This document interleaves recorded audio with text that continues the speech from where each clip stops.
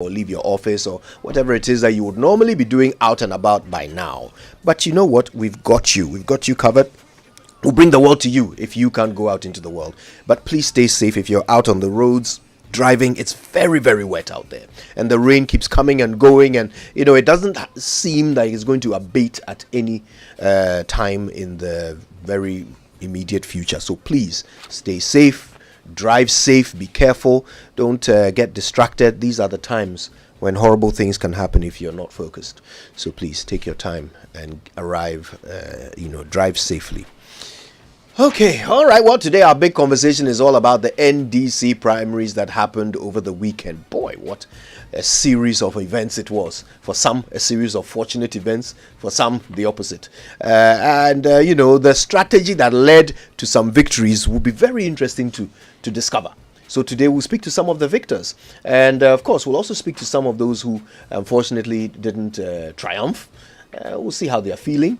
And see what is in the immediate future for them, and learn how the party itself is rallying after what must have been quite a taxing weekend. All right, that's all to come. But first, let me do this very quickly. Happy birthday to Joel Miller, my dearest twin brother. You are blessed and highly favored by your Creator. May this day be filled with all the love, joy, and happiness you've ever desired.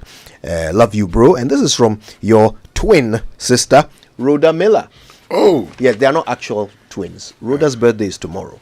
But guess what? Rhoda's father and this guy's father are twins.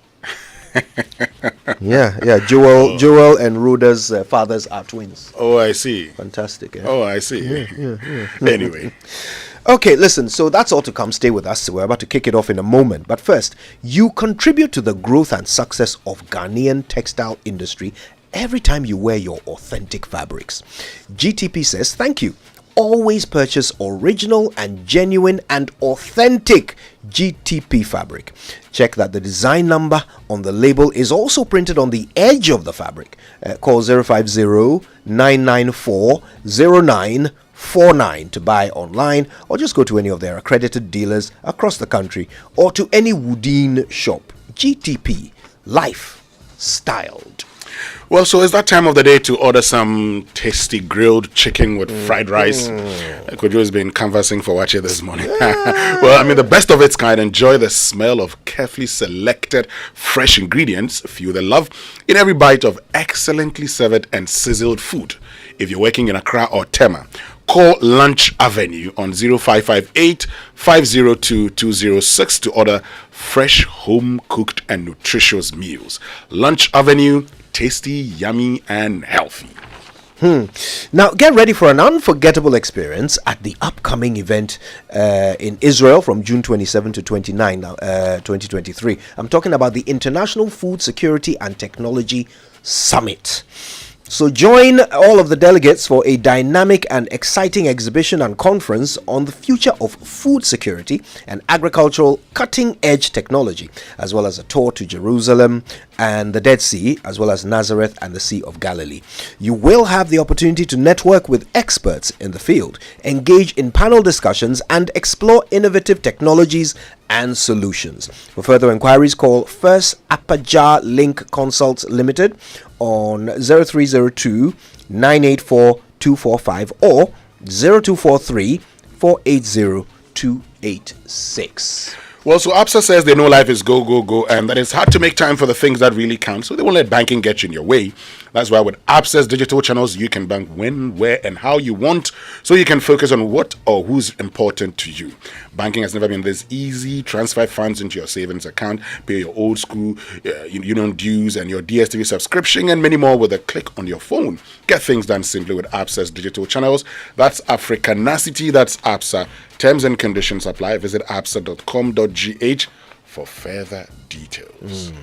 All right, so this weekend was a weekend for winners and losers. Coffee in your cup and joy on the set. The Super Morning Show is always the best on Joy 99.7 FM.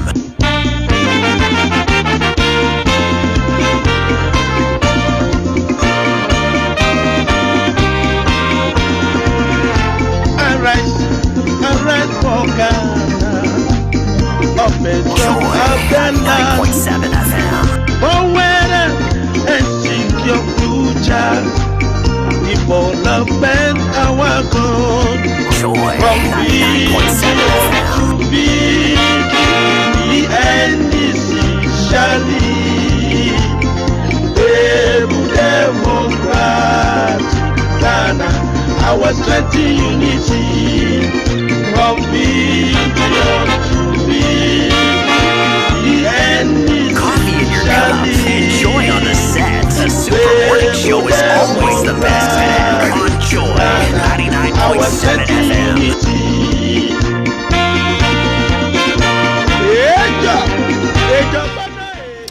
Yeah. The spirit of competition was in the air in the NDC on Saturday as they made some crucial decisions about their front line in the fight for 2024. And they made some interesting choices, very interesting in some cases, some very predictable in other cases. And some people have, they've been kicked out. Yes, they wouldn't get back to Parliament on the ticket of the NDC. Maybe they may decide to go independent, but on the NDC's ticket, they're never coming back to Parliament. Yeah, and some of those names are big. ABA Fuseni, that's perhaps the one that is generating the most talk. Also because of he was quite a colorful character. Yeah. But what does it mean? Like before we bring in our guests, because we got two guests who won this this past weekend, and we're going to be speaking to Muntaka Mubarak, who retained his position as candidate for Aswase constituency, and Sam George, who did so in Ningo Pram Pram. We'll talk to them both in just a short while. But before they come on, the fact that 16 and some are reporting 17 incumbents were kicked out. What are the delegates telling the party?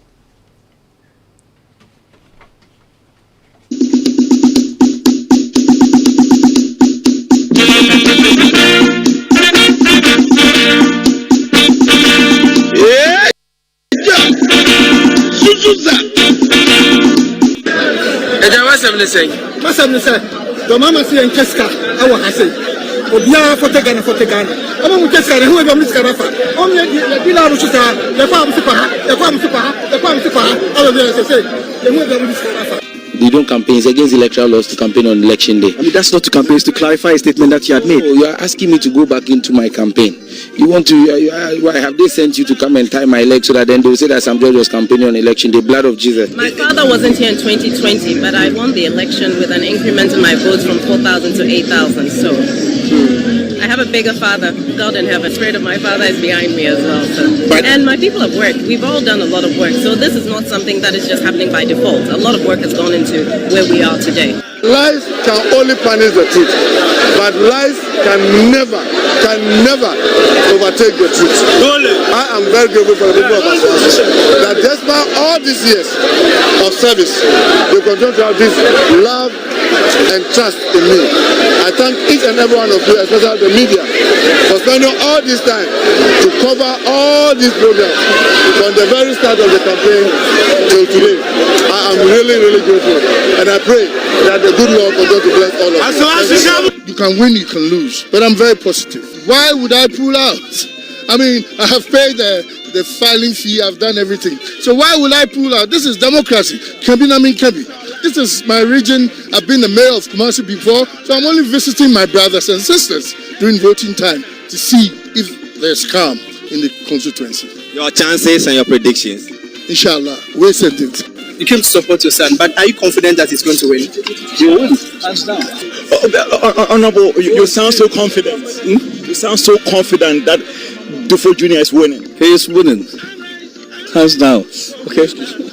With this one was they waited till the last 3 days to the elections and then decided to file an injunction on the process, and then later withdrew the injunction and then withdrew from the contest. It made it very difficult to deal with some of the issues they were raising at that time. We were given the task to help supervise your elections for you, but these are the results. You have John Dramani Mahama with 297,603. In percentage terms, it should be 98.9%.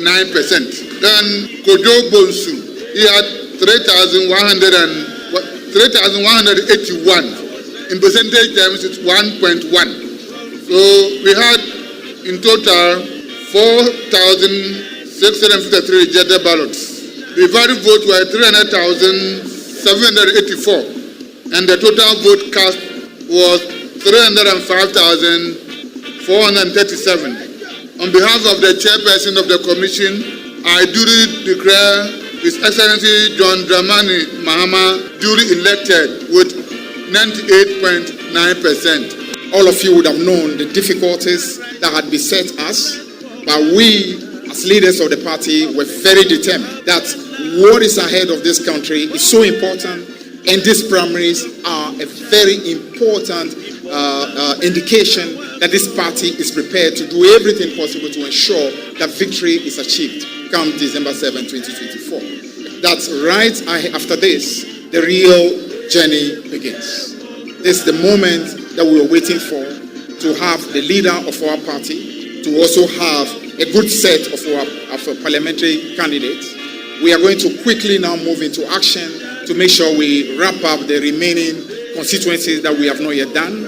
One notable thing that we found has also been that money does not decide who gets the votes in NDC anymore. But we are happy that so far the quality of candidates that have been produced in this election give us confidence that we'll go into 2024 and win presidential and win a significant majority in parliament, and also deliver on the charge of rescuing this country.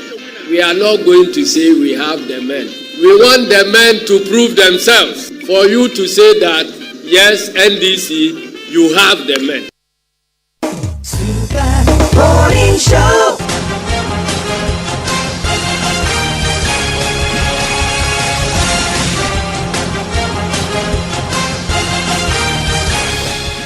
That's right. There's no better political analysis team than your election headquarters. And so, of course, today we have to do the exit poll, if you will, for the NDC primaries. Okay, let's get into it. First of all, let's speak to two people who emerged triumphant on Saturday. From Asawase constituency, Muntaka Mubarak is the Honourable Member of Parliament. And for Ningo Pram Pram, it's Mr. Samuel Nati George, who represents them in the big house. Gentlemen, good morning to you both. Good morning. Hello, good morning. The line is very faint here. We apologize. We're struggling to hear you. Is it any better now? Can you hear me a bit better, a bit clearer now? Still very faint. Okay, I apologize. I'll try and get straight to the point. Mr. Sam George, congratulations. What do you think worked for you? Well, thank you, and very good morning to your listeners, and very good morning to my leader, Honorable Muntaka, and congratulations to him. I'm excited that he won his seat again. Well, I think that what happened, or what worked for me in Ngo Pram Pram, is simply that the delegates in Ngo Pram Pram, like the delegates of the NDC across the country, have their focus on winning 2024 and identify what loyalty is, what hard work is, and what it means to be true to the cause of the NDC. They simply rewarded loyalty and hard work and dedication to the cause. And for that, I say a very big thank you to them. I guess same question to the Honourable Member of Parliament for Asawase. Well, let me thank you sincerely and thank your listeners. And say that, well, it was a very interesting contest. And for me, like you played my voice, it was simply the fight between the truth and the lies. And I'm sure the truth stood, just as we all know, the truth will always stand. So I just want to thank my delegates too for standing with me. I mean, nobody has served in that constituency as long as me. And but they continue to trust me and continue to believe me. despite all the lies that was being perpetrated, not only individuals from within the constituency, the massive numbers outside the constituency who were doing everything for whatever reason best known to themselves to get me out. But thank God, God has kept me in, and will continue to work for the best interest of our party and our country. So the two of you have quite a lot in common. In fact, your constituencies are both NDC strongholds historically, but also you were both expected to be facing quite a tough challenge from at least one of your contenders. And both of you ended up winning by respectable margins, suggesting that the challenge was not as tough as people thought. Why, for example, in Ningo Pram Pram, why did it seem as if you were facing the battle of your life, Sam George? I like to sensationalize hype.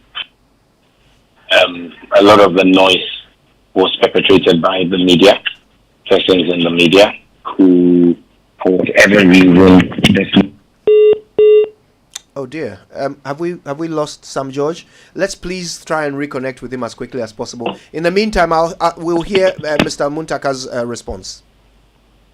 Well, are you asking me the same question you asked him? Yes, please. Sam Yeah, George? it seemed as if you were poised for a battle to the death, but in the end, your margin was quite respectable.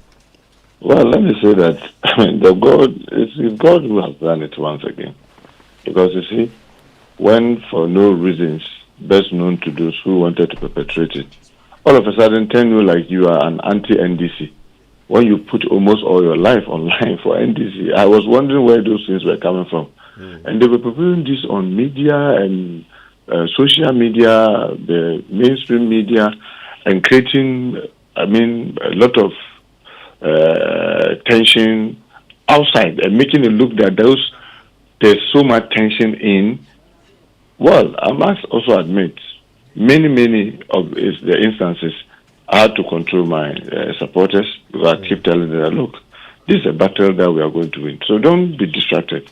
Because if you get a national officer who comes into my constituency to join my opponent to campaign, and nobody in the party says anything, this was something that I would never tolerate as a whip. You can't do that to any of my MPs when I was a whip, and you will not get that person questioned. But this was like, everything's okay. You have people saying all manner of things, people calling people within the constituency, and sometimes they record them. I said, don't play it. This is not a battle that we have to do it on social media. Those who think that social media is the one who wins the election, let them keep there. We believe in the truth, and the truth in Aswanse is there to see. Since I came, I've been in the Lions Den. You see, there's this impression that is constantly being created. Aswanse is a safe seat. My brother, this is what we've been working on to make it safe. But believe me, it is not as safe as you think. If you say that's not true, go and check the records from Asqua East all the way when we came to Aswanse, and look at how it has grown. By the grace of God, God has used me to grow Aswanse into a big constituency. When I first started, Aswanse was hovering with just about 30,000 votes. And you see MPP very at neck to neck with us. We've been able to grow it this big. It has become a shining example in the city. It has put so much pressure on my colleagues in the MPP in the region. We are 11 in the constituency, in the region, in the city. Aswanse stands out. We've worked so hard over the period. Now people try to use social media. There are a lot of young people who have just joined as delegates, who are just, imagine somebody who is 24 today, who had voted for the first time in 2020. When I became a member of parliament, that person was just 5 years. The person didn't know how the constituency was. Today he walks out of his house, and when it rains, he doesn't have to step into mud, the mud into his room. He goes to the Makaranta Madrasas, the Islamic school, and it is blocked. There are enough sufficient furniture, so he sits. So they tell him that, you followed NDC and you follow Muntaka, all this. What do you get as individual? And you see all these lies being perpetrated and all that, and you see people outside the constituency, for whatever reason, only God knows, we're doing all this things. Now, talking about people, Honorable Muntaka, which national officer came to campaign against you? Look, between you and I have put in all this thing behind me. I'm not going to mention names to glorify those persons. Because I mentioned the person and now you have to call that person, oh, I was passing through, oh, it won't really mean that, then I glorify that person. I'm putting all this. Is it that same person? If you put your ears to the ground, you will know who I'm talking about. So I'm asking, is it that same person who joined your competitor to break fast? Well, I won't mention any name. I'm just telling you that. No, I'm just asking if it's that person. People have done all this. I mean, there were people who were calling business people not to support me, to rather support the young guy. All this happened. And I was asking, NDC, Muntaka, is that my reward? But you see, the larger party, I have massive support from the larger party. So I'm not going to use the few people who have shown so much hatred, for whatever reason best known to them, to me, to paint the whole of NDC. I am so grateful that I still have a great party. Yes, some people have really been terrible. I mean, during this campaign, they've done everything. Even people who today are fending from my sweat. When I said they are benefiting from my sweat, my brother, with all humility, with respect, everybody in this country knows I had to stood in with my life online for us to be able to get a speaker. That speaker has produced an office that you have a lot of NDC people working, people who, by the grace of God, through that sweat, today they're able to travel abroad and do other things. All of them were then all ganging up against. You think God is your village chief? God doesn't put people to shame because you just want to put them to shame. God looks at our heart and our mind. But thank God, God has saved me from this. And believe me, from the bottom of my heart, I put all this in behind me. I mean, this is an election we must win because it hinges on the survival of our party. But my plea to the two political parties is that, look, we cannot continue doing this excessive partisanship. I will say it at the least opportunity. It is what people hate to hear. We are too partisan. We are destroying our democracy. This excessive partisan by the two political parties would never help our democracy. The epitome of democracy everywhere in the world is parliament. You cannot sit in a political party office and be writing letters to parliamentarians. These two political parties are doing it. It is wrong. It is wrong today. It will be wrong tomorrow. It will forever remain wrong. They should just know that, look, being elected into a national office doesn't put you above a member of parliament. The member of parliament is a national officer. There cannot be two truths, an NDC truth and an MPP truth. We all know there's always one truth at all times. And the national interest is bigger than each of the political parties. The political parties must understand that. The national interest is bigger than NDC, is bigger than MPP. Let us work for the interest of our country. Look, I'm in my 50s. I don't think I will live another 50 years on this earth. I cannot be afraid, whether in a meeting or in the chamber of parliament, to speak my mind. Let's allow dissent. That is the essence of democracy. That you are in a meeting. People just don't want to hear dissent. People just don't want to hear that. No, we can't do it this way because when we do it this way, it is wrong. People just don't want to hear that. People just think that we can just be in a command and control situation. Right. I pray that we are able to understand. Yes, and you don't do it because another person is doing it. But MPP is doing it. That is why we are different. That is why we have our supporters are different from their supporters. And then between the two supporters, we have this, what we all call floating voters. They judge us by what we say and do. Not just because MPP is doing something, we must also do. We cannot run this country that way. We'll be destroying our democracy. Look at recently. You remember, what do you call it, Senator Sanders, who had been in the American Congress, who has contested presidential elections in America, who knows much about American history, stood against America as a country in this Ukraine war with his statement on the Senate floor, saying that, look, we as America would never allow what we are asking Ukraine to do to Russia. Because in the 60s, we were here, we said we would never allow USSR to set up a base in Cuba, 90 kilometers away from our shores. Today, we want to go and set up NATO next to its neighbor, where there's only a borderline between them. This is what we talk about, courage of truth. You stand by what you believe. And if in a democracy, as a parliamentarian, in a party, there's no space for people to be able to say that, then we should question whether we are truly practicing democracy. So that's a profound question. If you don't mind, I'd like to bring in... for their calm and patience and listening to me, never allow some of these excesses to drill the effort. Can you imagine in Aswansi, the ballot paper of the candidate, the parliamentary, the presidential came without the parliamentary? It is the reason why you saw our election run deep into the night. It was enough to create chaos, but we had to struggle to hold on to supporters. We can't believe. Look, I've worked in the electoral commission before. As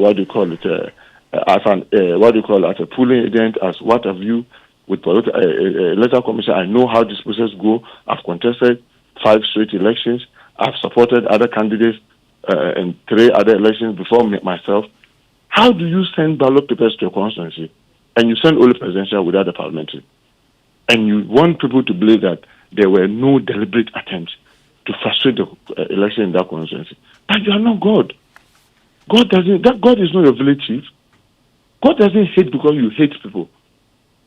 So I want to plead with all of us in the NDC to know, we don't need to like each other to work together. But there are things that we do. When we do, it affects good governance within our own system. And it tells floating voter that these people, we can't trust them. But the larger group are working very hard. They are working very well. Let us be mindful about our individual excesses. It doesn't help.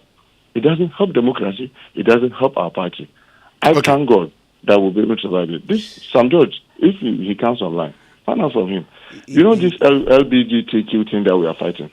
If he'll be truthful with you, we have people within our party who are saying, why are you people disturbing us with this? Is this our headache?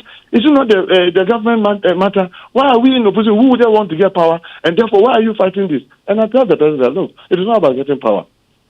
It is about getting power to do the right thing. We believe that this LGBT thing is nonsense. We will fight it. So, yes, we are in opposition, but we are leading the fight. We won't leave it because we just want power.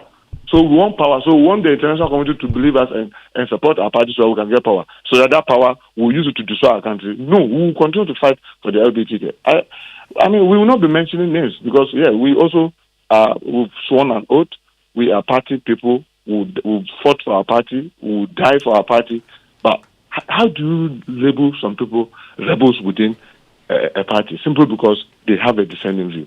Okay. You don't do that in a democracy. Talking about Sam George, he's joined us back. So let's just get to Sam George. Yeah, so sorry about that. We lost you at a point. You were explaining that the media is behind a lot of the noise and hype that was coming around the stiffness of the competition before the election.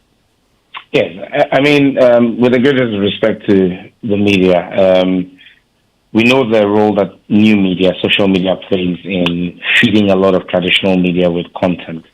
And when persons decide not to work on the ground, but to engage in mercenary social media campaigns where they pay people to hype them on social media, and traditional media picks up on that and begins to run those people as though they are the newest messiahs in town, and paint a picture that others have lost touch on the ground. The reality always comes out in the ballot box. I'd always made the point that, and you know this, I stay away from the media when it gets to campaign times.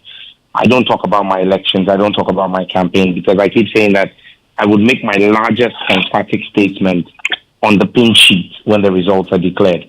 And so the hype, the noise, as I will call it, because it was noise, very nauseating noise at a point in time about Sam George losing the ground, not being wanted, about someone being the chosen one and all those things. For those of us on the ground, for me and my team and the delegates in Ngo Pam Pam, we kept saying the people who were making the noise were not delegates. When President Mahama came to my constituency, the other guy went and hired Jama groups and wore T-shirts for them. It was a party meeting, so it wasn't just delegates who were in there. And he brought them in there, paid them to come there and make noise. When his name was called, he had a very loud cheer, and everybody concluded that Sam George had lost. I saw all the commentaries, even on traditional media. that he had the largest chair, and so that spells doom. And I asked myself, what kind of journalism is this? What kind of empirical evidence are you running with? Have you decided to see who were making the noise and who were not making the noise? Well, the true delegates made the noise with their thumbprints yesterday or 2 days ago and on Saturday, and I think that it should be a lesson for the media. This is not the first time. In 2015, when I was contesting Honorable E.T. Mentor, similar noises were made. The media had to eat the humble pie. In 2016 with Sly, when I contested in the general election, same thing happened. In 2019, against the same candidate, same thing happened. 2020, it happened. It's happened again in 2023. I think you should learn a lesson in 2024 and be careful how you call elections in Ngo Pam Pam. Come to the ground, speak to the real delegates, understand what the issues are, and stop. I mean, let's not glorify people who think that winning an election is about buying noisemakers to make noise for you. It doesn't work that way. The delegates are very rational and discerning people. And once again, I salute the delegates in Ngo Pram Pram because they've had their heads properly screwed on. They've been clear and emphatic in their voice to the rest of the country that don't take us for granted. We're serious people in Ngo Pram Pram. We don't deal with jokers. Well, it sounds like we're serious people. Yeah, it sounds like you're saying that the media seems to always expect you to lose. Do you think perhaps the media doesn't like you? Is that the conclusion you're drawing? I've got loads of friends in the media. I've got relationships with the entire panel that's interviewing me. I consider you as friends. However, it's obviously clear that editorial policy most times, I don't know, maybe it's because the name Sam George sells. It makes for good headlines, and the fact that you run a headline, the media is also driven by clickbait and viewership, and so it's possible that that's why you always want to create that kind of hype and create that kind of sensationalism. Hey, some George is going to lose, and this, and it gives you the eyeballs and the clicks that you want. So the reality always is determined at the ballot box. I wouldn't say the media hates me. The media has been a very good ally of mine in this country. In many of the campaigns I have run in this country, be it against the closure of the radio stations when Eslawusu took that draconian action, or be it even in my ongoing fight against the poorly implemented SIM registration process, or to this anti-LGBTQ fight, the media has been a willing ally. You've stood by me all the way. You've given me a platform. So it'll be wrong on my part to say you hate me. But when it comes to elections, I just say, take your time and get the analysis done. There was a poll that was done in my constituency on these elections by Global Info Analytics. They're one of the best polling agencies in Ghana. But people would not give it the prominence that they would give to, for example, a bedroom poll done by Ben Epson that would always say that Sam George will lose. That will get more prominence over Global Info Analytics. And that leads me to ask myself, when was the last time Ben Epson got a poll right? But yet he's always giving prominence when he says Sam George is going to lose, and they ran with that story. He's called every election I've run, he's called it against me, and everyone I've put eggs in his face, you know. Yet the media will give that more prominence than something from Global Info Analytics. Global Info Analytics said I was leading with 56%. I won this election with 63%, almost 63%. That's a more credible poll to follow. Now, do you think your most recent campaign, if you will, the LGBTQ, the anti-LGBTQ bill, do you think that also played a role in your victory? Do you think the fact that you've been quite prominent with that could have contributed to your success as well? I'll be a political novice to think that it did not. And at this point in time, I would want to say a very big thank you to every Ghanaian. Look, the support that I enjoyed on this campaign has transcended political parties. There are people in the NPP who made calls to delegates in my constituency and said, look, I am so and so, I'm an NPP person, but look, when it comes to the safety of our children and tomorrow for our country, I support Sam George on what he's doing. And so please vote for him. Make sure you vote for Sam George. And so I had support from across the spectrum. The National Chief Imam's Office, which is part of the coalition, through COMOG, the Coalition of Muslim Organizations, the Sunday before the election was in my constituency, working with Muslim delegates and working on the Muslim delegates. The Christian Council, the Ghana Pentecostal and Charismatic Council, the Catholic Bishops Conference, through the coalition, issued a statement endorsing myself and my 7 other colleagues, or the other 6 in the NDC, and the Honorable Ntim Forjo, and stating their support for us. I will not, for the life of me, discount the importance of that kind of support. But again, such respectable bodies would only follow a credible candidate and follow someone who is pursuing a worthy cause. And so, like I said, whilst I had that support, my opponent also had support from the other side. The other side was sending messages. They were sending money. They were actively involved on the ground as well. And so I've always said, what's the source for the goods is source for the gander.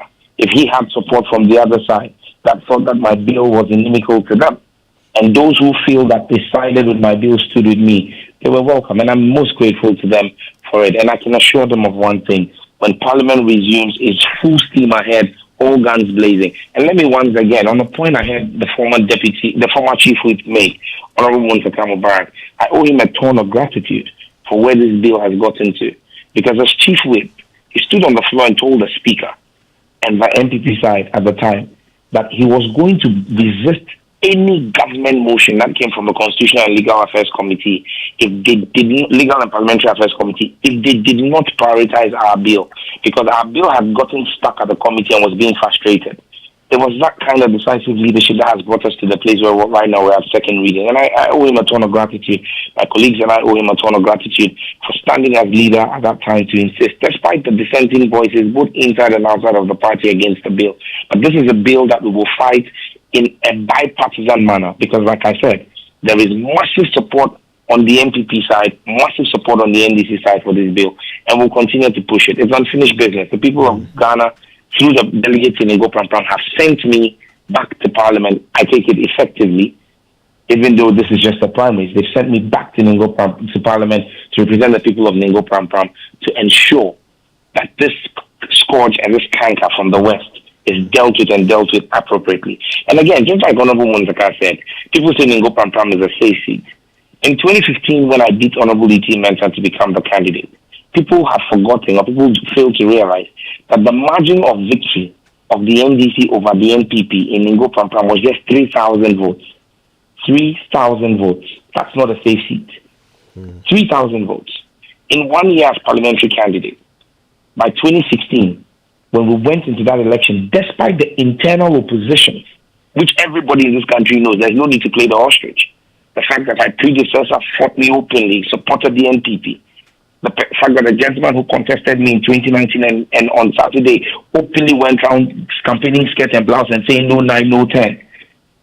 We increased the margin of victory from 3,000 to 10,000 votes.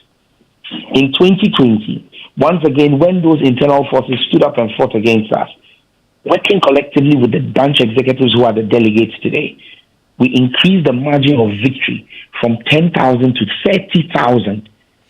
And so the gap between the NDC and the NPP in Ngo Pram Pram is bigger than some constituencies. There are some constituencies in Ghana where the entire voters register, not one party's votes. The entire voters register is 28,000. Our margin of victory is bigger than the entire constituency's voter register. That's the work Sam George and the delegates in Ngo Pram Pram have done. And so today people sit back and say, oh, it's a safe seat, anybody who wins there. But it is conscious, calculated work. And that's why when I say that we've got 50,000 votes total for John Mahama, we're going to make it 100,000 in 2024. There is a plan. There is a roadmap to achieving it. It's hard work. It's serious hard work. It's not radio hype. It's not radio talk. I do a lot of media, Kojo and Winston. But if you'll be honest, you realize that one of the things I seldom talk about is the work I do in the constituency. Because I keep saying that it's local politics. My media engagements are national politics and national issues. But when it comes to Ngo Pram Pram, I keep it local. I keep my eyes on the ball there. And we'll continue to do that. And I'm extremely grateful to the people of Ngo Pram Pram and the delegates and the clergy, both Muslim, Christian, and traditional, who stood by me in this battle. And we will continue. Light indeed has prevailed over darkness. Thank you.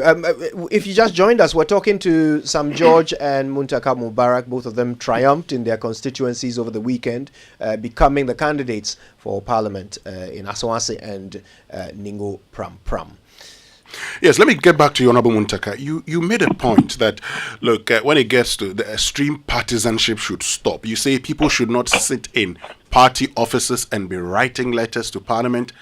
An indication that you're against, political parties wanting to direct how their MPs should vote on issues?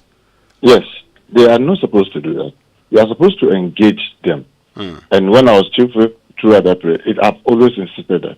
Yes, we don't have all the ideas. We don't sit and say that because we are parliamentarians. We don't expect because party play role in our becoming MPs. So we discuss that, and then we come into an agreement that, okay, because you bring the views, we'll bring ours, we'll fine-tune it, we'll come into an amicable and take a position. Then now we take a position that is collective. Then we'll go and implement.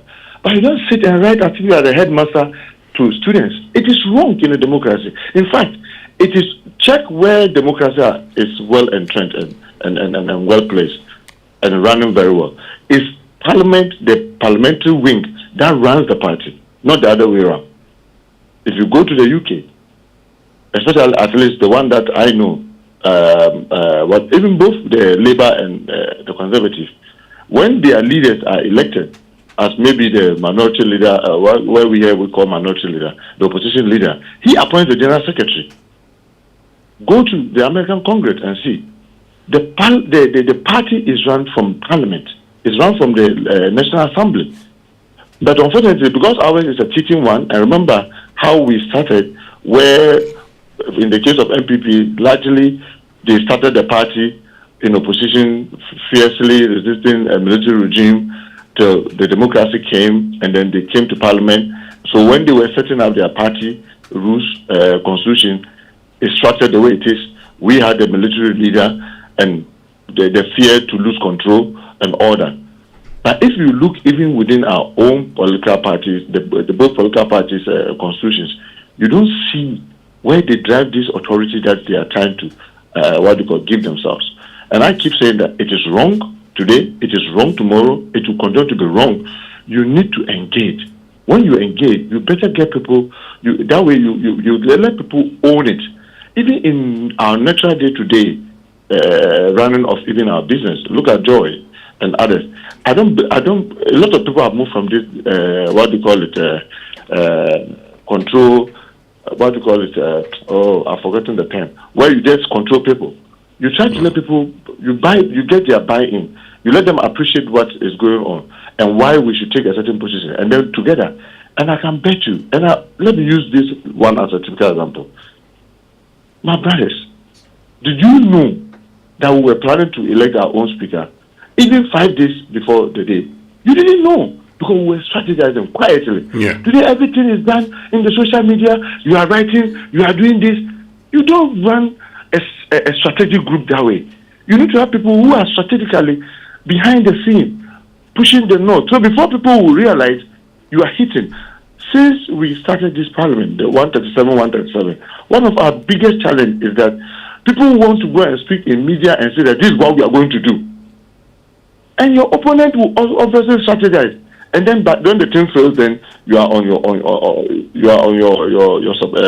side of the parliament and calling them names, because you need to learn that strategy is not discussed in the open, in the public. So you don't, this writing, and unfortunately both political parties are doing it. That's why I'm speaking to it. Probably if it was only my party, I will only speak to it when we are in a closed meeting. But both parties are doing it. And I say, it is wrong. It is wrong. They must learn to use a better way of engaging. Fortunately, both the National Chairman and the General Secretary, in our case, NDC, have been members of Parliament before. And sometimes I wonder, when they were in Parliament, I don't know what they learned in Parliament. I have stayed in Parliament longer than any of them have stayed in Parliament. Unfortunately and graciously, I've served in leadership. Even the number of years I've served in leadership alone is longer than at least some of them, even the time they spend in Parliament. And I can tell you, I'm speaking from experience. Parliamentarians come from their various constituencies with huge ego. Every parliamentarian that you see in that chamber, he's coming like a village chief, because he's coming from his place as a village champion. He's coming as the overlord in terms of politics.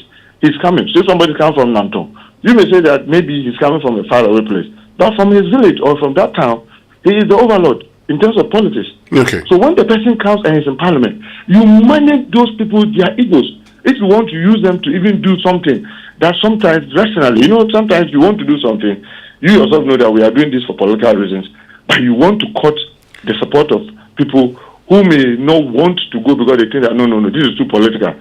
You try to manage their ego.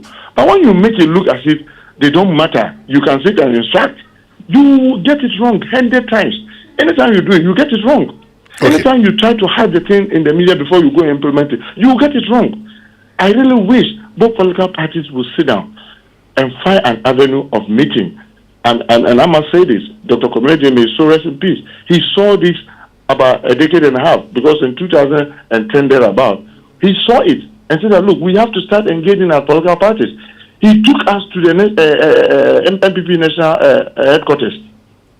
They were excited to have received us. When we were going, a lot of fanatics on our side were angry, saying that, why? We are in government. Why are you taking us there? It looks like we are taking us, as if we are cowards, as if we are afraid of them. He said, no, we must reach out first. Okay. But we are in government. He took us there, but the other side didn't, they promised to also pay a visit. They didn't. If that had happened, probably they would have created an avenue where the political parties can be sitting and be looking at the things that is happening, how do you repeat? Because whether we like it or not, the two major political parties are now those who are shaping our democracy. If they shape it right, we'll get the right kind of democracy. If they shape it wrong, we'll get it wrong. Would you say that you were targeted because of your position, that the party cannot control Parliament but should be engaging Parliament? Well, I will not. If you ask me and I say yes, then I have to provide my evidence. But sometimes I wonder why a lot of people within the party chose to target me and target me for removal. I wonder, because look, I keep asking myself, of all the good things I've done, look at where my constituency is located. I picked this constituency when it was most difficult to keep it. NPP was bent on taking it. President Kufuor named it as Golden Seat, with votes that is hovering at that time around 30,000. Grown that constituency to over 50,000 vote constituency. In the Lions Den, still keeping it and growing it, try to solidify it. At least I've done a lot of good to the party. You remember the 2008 runoff. In fact, the late Professor Moss made me in charge of the whole region, election. We had to bring agents across the region to come and assist us. All this, we did a lot of things. In Parliament, I want to believe, even my arch enemy in Parliament, over the period that I've served as a whip, will count several times that I have distinguished myself and stood very strongly for my party. I don't know what I've done, but I want to believe that the God that we serve is a fair God. That's why on judgment they say there's a scale. So on the scale of things, do you think that I've become so terrible that the manner and the caliber of persons that were ganging up to remove me, do they think that was fair? It's sad that God is not their relative. God doesn't hate. He doesn't hate. Will not hate somebody because you hate that person. Let's learn to appreciate that. Look, there are points in a human institution. There are times that you may disagree. When you disagree, it doesn't mean it must be turned into hatred. Okay. We have to look at the good of each and every one of us. I am happy that this is over. And believe me, putting everything behind me, putting them in the dustbin. That's why I'm not mentioning names. I mean, those who were calling people to tell them not to support me, people who were calling business people to ask them to support my opponent, well, you're not mentioning run into my constituency and do all manner of things. I'm not going to name anybody publicly. Me, I'm putting all this behind me. Me and my supporters are grateful to God. God has done it for us. We need to be focused. NDC must win the 2024 election. We have to be focused at this. We have to try to unite ourselves. We have to try to forgive each other.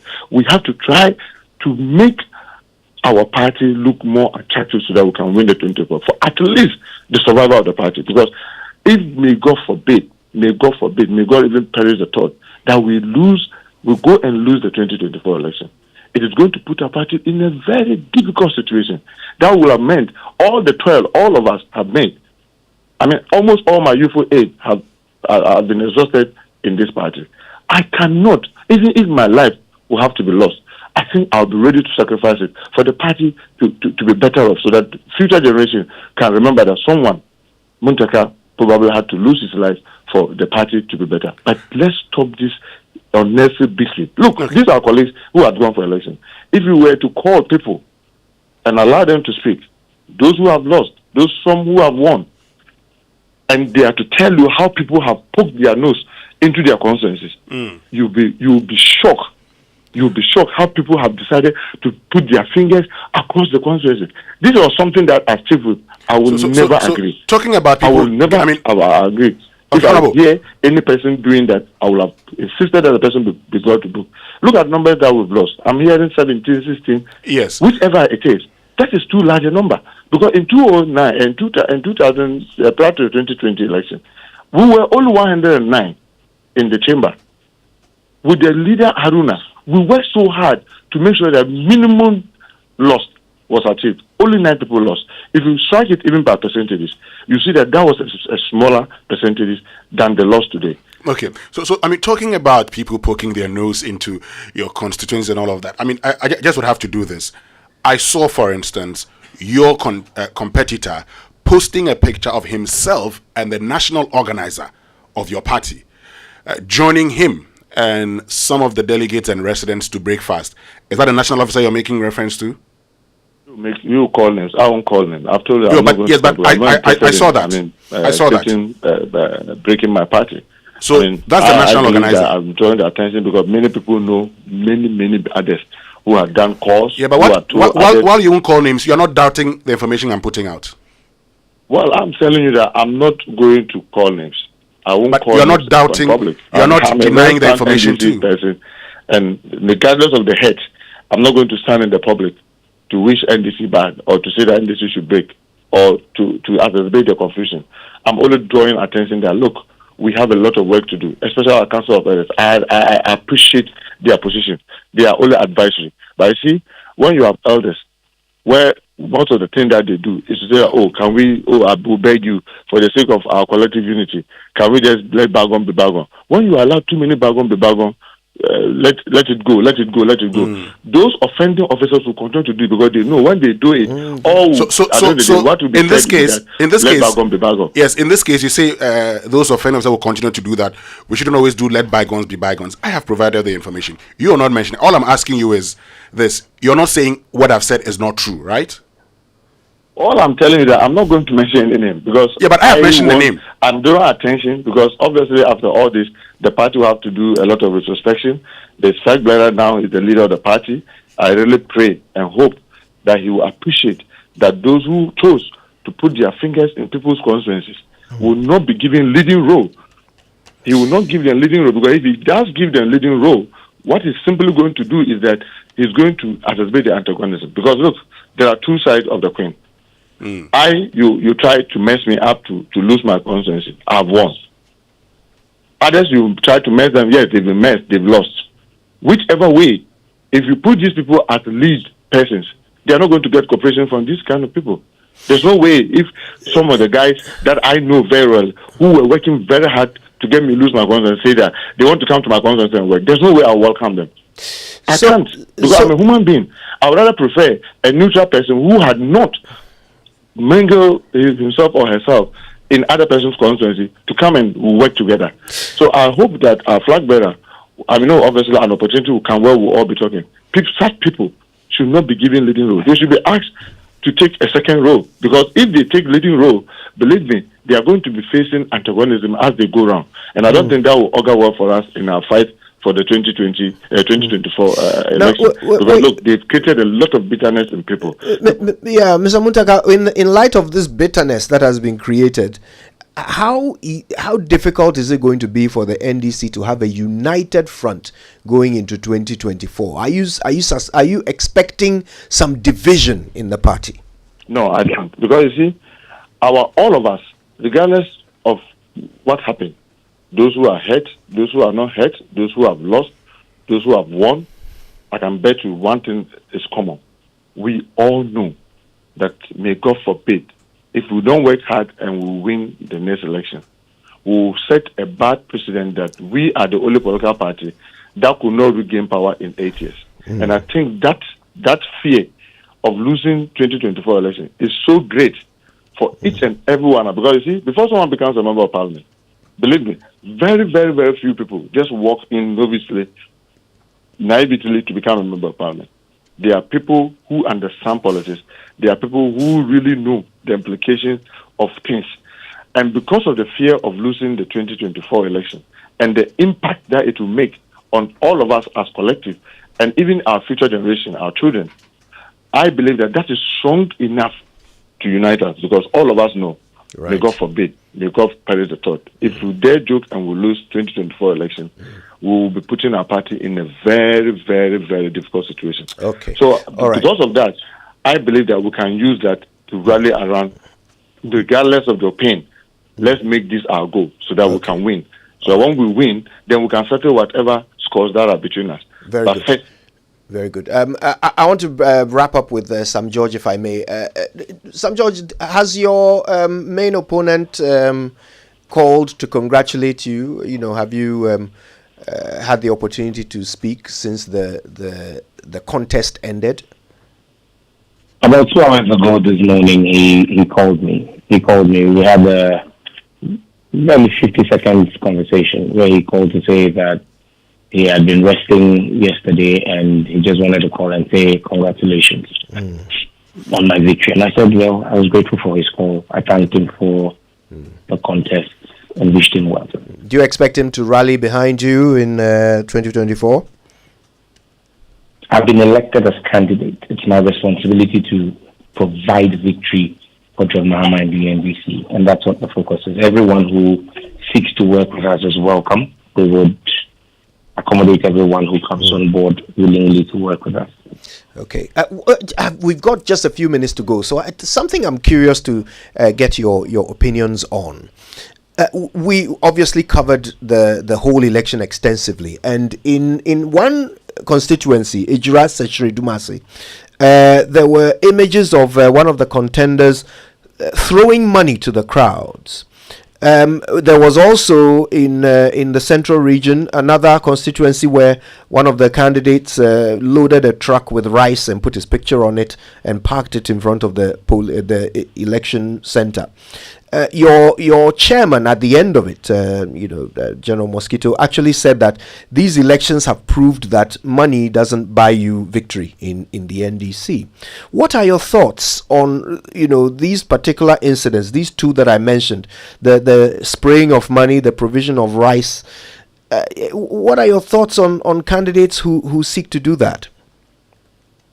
Well, in all honesty, I have seen a picture, not a video, of someone, a very grainy picture of someone at the top of a vehicle with what appears to be paper or money or whatever in there. I've not seen the video. I've not had time to respond or be active on social media. As for the rice images in the central region, I haven't seen. And so you're bringing this to my attention. But you know my position. I mean, I had a conversation with Lexis Bill on your platform about the role of money and the monetization of our politics.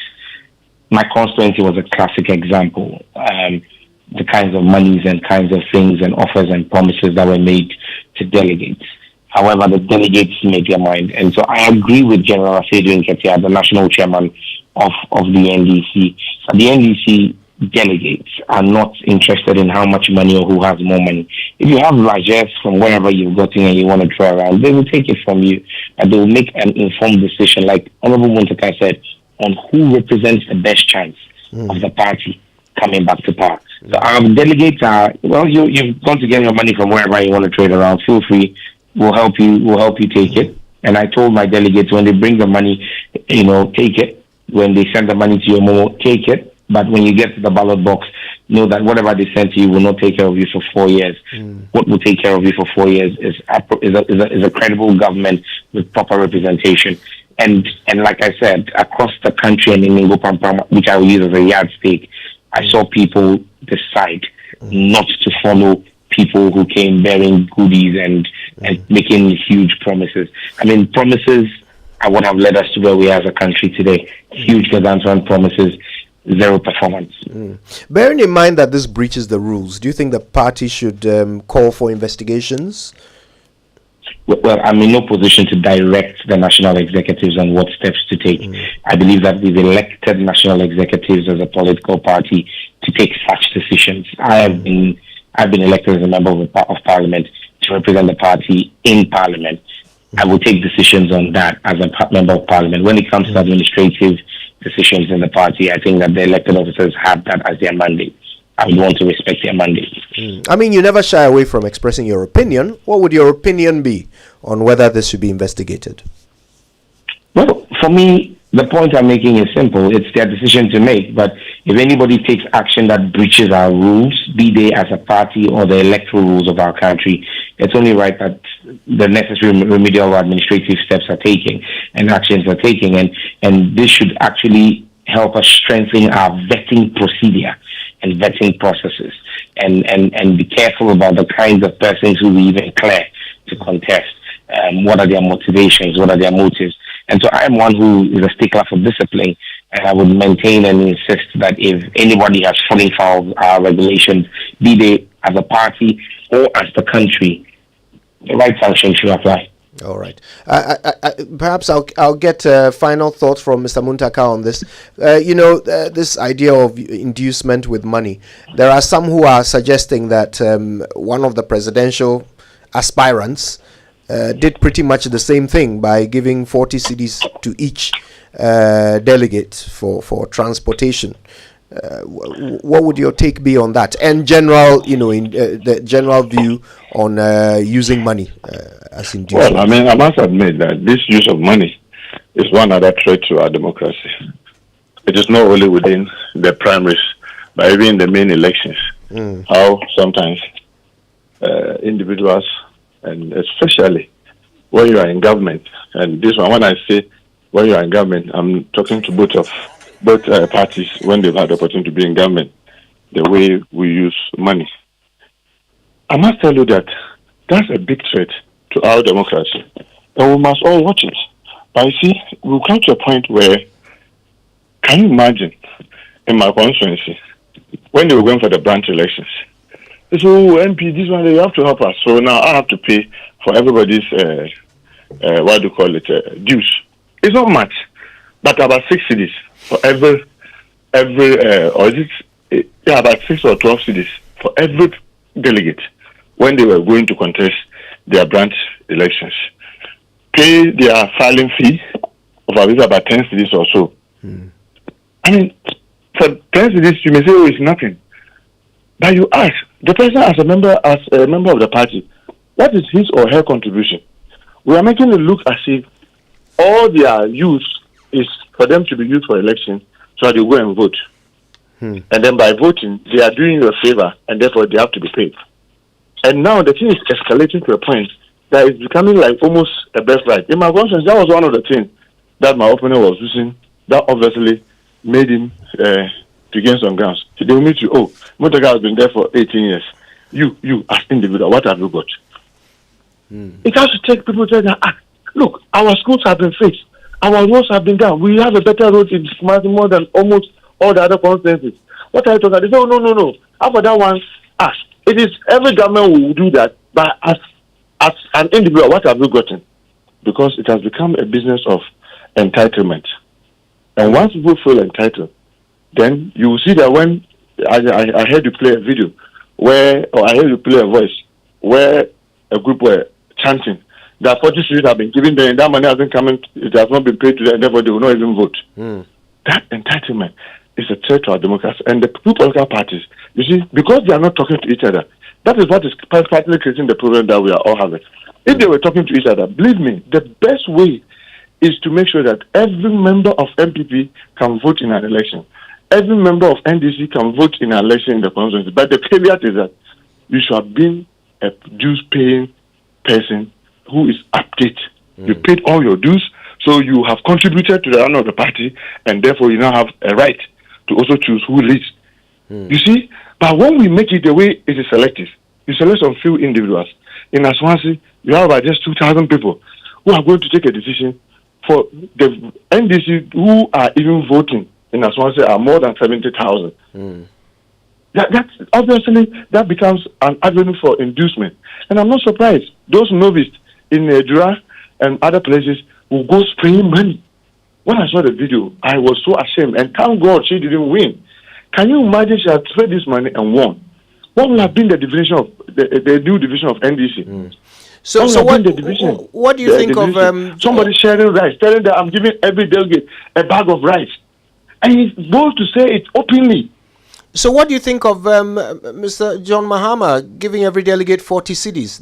Do you think that was also wrong? Realistic, my brother. For example, in Aswansi, the farthest place in Aswansi to maybe where we voted is called Percussion. The cost of transport to ferry you from that place to the central mosque and go back in Aswansi is about 22 cities. It's about 22 Ghana cities. Now the person comes, he has to come and stand, especially the way I was delayed. Stay there the whole day. We had to quickly provide food. That 8 cities I was giving him in Kumasi, you cannot get a good meal for 8 cities, or at least for 18 cities, with the balance of 18 cities. So I believe that yes, if the party had resources where the party has been taking dues, then each constituency will manage its own thing by providing food, by providing buses to convey the people and other things. Then the government will not need to send a dime to anybody. But the party is not strong enough to do that. Now, John Mama wants delegates to be able to come and vote. If you don't give them the transport, someone says that, look, this morning, I'm ready not to go to work. But does that not create an undue advantage for Mr. John Mahama as a candidate in the same election? Transport. Yeah, you see the conflict of interest. Do you give the transport? Can that influence the person? If you don't give the transport, will they be able to convey the people there? So you are stuck up in a dilemma. But I must admit, we must do everything to take every person out of this game. So that people who are going, because I know in abroad, sometimes our colleagues abroad will tell you, in their case, their delegate put up money to support their campaign. Yeah, indeed. That's an interesting contrast there. Mr. Muntaka Mubarak, Honourable Member of Parliament for Aswase, and Mr. Sam George, Honourable Member of Parliament for Ningo Pram Pram. Thank you both for your time with us this morning. I wish we could continue the conversation. It is interesting, but we appreciate your time very, very much. Okay, listen, are you a die-hard football fan who can't get enough of the beautiful game? Then you need to stay in the game with DSTV. With all the top leagues and tournaments from around the world, battle it all out on the field. Remember, the only football worth watching is on DSTV. Don't miss out on the excitement and stay in the game with DSTV. Get your DSTV decoder with one